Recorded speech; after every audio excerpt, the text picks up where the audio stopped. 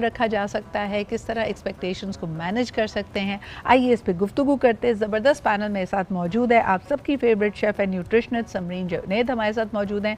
Thank you Samreen, Ramzan मुबारक to you. खैर मुबारक, कैसी हैं? बहुत मुबारक, अल्हम्दुलिल्लाह से। बड़ा अच्छा लग रहा है आपको किचन के बाहर देखकर, वरना तो हम देख रहे हैं कि आप ज़बरदस्त recipes through out the month बना रही हैं, लेकिन आज हमने सोचा कि ज़रा खाने पीने से रिलेटेड थोड़ी और गुफ्तगू आपके साथ की जाए, निकालें।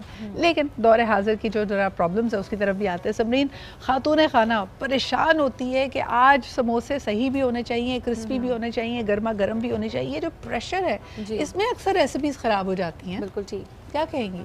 देखिए इसके लिए मैं ये कहूँगी, सबसे पहले तो देखिए अगर आप रमज़ान से पहले अपनी प्रिपरेशन करके रख लें, कुछ फ्रोज़न आइटम्स बना के रख लें, क्योंकि ये महीना है इबादत का, सही खाने का महीना नहीं है ये। लेकिन हमने यहाँ पे ये होता है कि अफ्तार, जैसे मुफ्ती साहब ने फरमाया कि हमें दस्तरखान बिल्कुल सजा हुआ चाहिए। हम ये नहीं सोचते कि हमें रोज़े में कौन सी इबादत करनी है, राइट। तो इन चीज़ों के लिए पहले तो मैं प्रेफर करूँगी कि रमज़ान से पहले कर लीजिए, नहीं कर सके तो कोई बात नहीं है।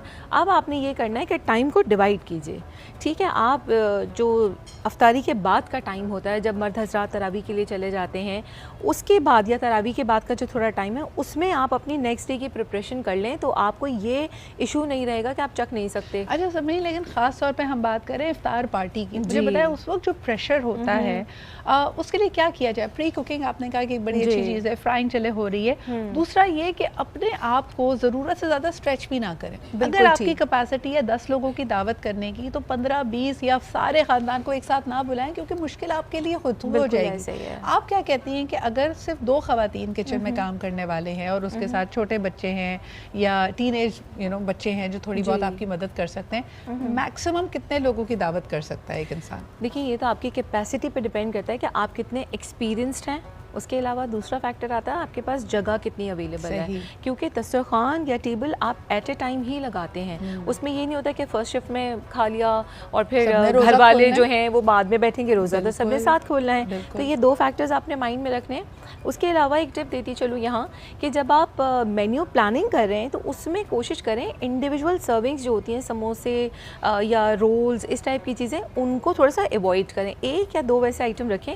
बाकी जो फुल डिशेस वाले आइटम्स होते हैं ना, मैक्रोनी बना लिया आपने, स्पैगेटी बना लिया आपने, कोई इस तरह के चना चाट बना ली, तो वो 1 गो में आप बहुत सारी प्रिपेयर कर सकते हैं। और डबल आपके ऊपर बोझ नहीं होना चाहिए। बिल्कुल, यानी मिसाल के तौर पे या तो आप इफ्तार को सादा कर लें, उसमें आप खजूर, कुछ फ्रूट्स, कुछ पकौड़े, समोसे रख लें, और उसके बाद, क्योंकि यकीनन सबने रोज़ा इफ्तार करने के बाद नमाज अदा करनी है, उसके बाद आप डिनर में आप चीज़ें रख सकते हैं। बिल्कुल ऐसे ही। या अगर आप इफ्तार बहुत हैवी ड्यूटी कर रहे हैं तो फिर आप अपने डिनर में 1 डिश कर लें सिर्फ। अब कर रहे हैं, हम कैसे पीछे रह जाएं? बिल्कुल। अच्छा, उसका एक ऑप्शन है हमारे पास। सही। हम ये कर सकते हैं, हम एक ही चीज़ की वेरिएशंस कर सकते हैं। लाइक अगर हम डिज़र्ट बना रहे हैं तो असॉर्टेड डिज़र्ट्स, सिंपल सी एग्जांपल, आपने कपकेक रखा, उसके साथ मल्टीपल टॉपिंग्स जो रेडीमेड मिल जाती हैं वो आपने रखी, कस्टमाइज़ कर दीजिए, जिसको जो खाना है वो खुद जाए अपना केक कस्टमाइज़ करे। अच्छा, यहाँ पे हमें एक तफरीक करनी पड़ेगी। समरीन, मुझे ये बताएं कि एक तो होता है रिश्तेदारों के साथ, कुनबे के साथ यकीनन एक साथ इफ्तार करने में बरकत बढ़ती है।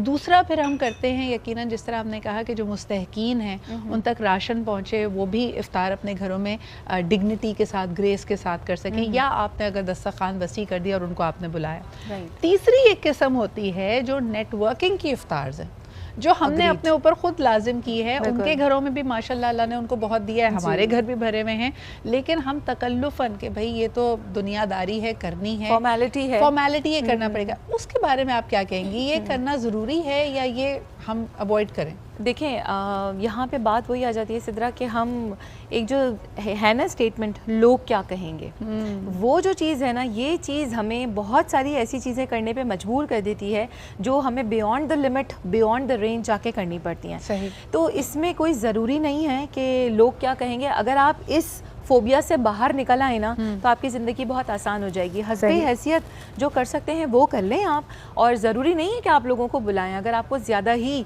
है कि जी सोशलाइज़ करना है या लोगों के सामने आपको प्रेजेंट रहना है नेटवर्किंग में, तो उसमें आप ये कर सकते हैं, हस्बे हैसियत छोटी छोटी सी बास्केट्स बना लीजिए, और उसमें भी देखिए वेरिएशंस है ना। आप अपनी हस्बे हैसियत जो कर सकते हैं नॉर्मल सा, आपको इंटरनेट पे बेशुमार रेसिपीज़ मिल जाएंगी। अगर खुद मैनेज कर सकते हैं तो बना लीजिए, चाट मसाला बना लें, एक शरबत की बॉटल डाल दें, एक आप खजूर का बॉक्स, ये 3 ऐसे आइटम्स हैं जो आपको चाहिए ही चाहिए, यानी होते हैं। कम अज़ कम इफ्तार करनी है। Thank you so much Samreen, Yusra, Agha साहब फॉर बीइंग है। मज़ेदार टॉपिक था, आप भी अपने एक्सपीरियंसेस हमसे शेयर करें। हर दफ़ा इफ्तार और महंगी हो जाती है, और यकीनन अगर आपके वही ख़ानदान वाले हैं उनके साथ भी अगर आपने एक ही दावत करनी है, एक इफ्तारी करनी है, तो कोशिश करें कि किसी के ऊपर बोझ ना बने, तवक्कुआत को मैनेज करना सीखें। अगर किसी ने इफ्तार पार्टी कर दी तो फिर अगला बंदा ईद मिलन पार्टी की ज़िम्मेदारी ले ले। इसी तरह बैलेंस करके हम चीज़ों को लेके चलेंगे। लेकिन हमारे मेहमानों का बहुत शुक्रिया। गौहर